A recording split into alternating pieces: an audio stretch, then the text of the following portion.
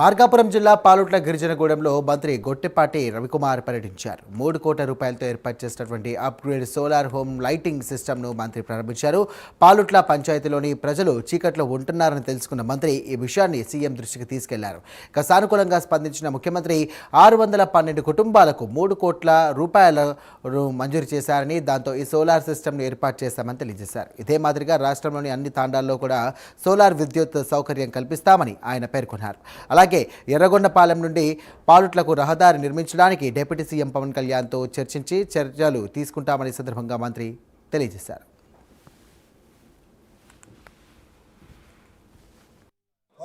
దాదాపు 40-50 కిలోమీటర్లు ప్రయాణం చేసి రావాలి. 3 గంటల్లో ప్రయాణం చేసి రావాలి.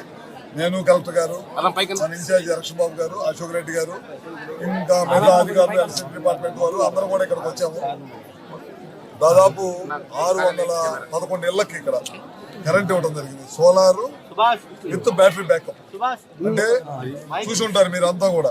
పగలపూట బాబు కాదు, ఒక పగలపూట లైట్ తీసుకుంటుంది, బ్యాటరీ స్టోరేజ్ చేసుకొని సాయంత్రం 6 నుంచి పొద్దుడు దాకా 2 ఫ్యాన్లు, 5 లైట్లు, మళ్ళీ ఫోన్ ఛార్జింగ్ అన్నీ కూడా చేస్తుంది అన్నమాట. ఇది దాదాపు 2,80,00,000 పెట్టి చేసాం. ఇది కాకుండా కింద గ్రామం వరపోళ్ళు దాదాపు 980 కుటుంబాలకి కింద ఆ గ్రామంలో వాళ్ళకు కూడా విద్యుత్ కనెక్షన్ లేకపోతే రెగ్యులర్ విద్యుత్ కనెక్షన్ ఇప్పించాం. ఫారెస్ట్ లో ఉంది. దాదాపు 40-50 కిలోమీటర్లు ప్రయాణం చేసి రావాలి. 3 గంటల్లో ప్రయాణం చేసి రావాలి.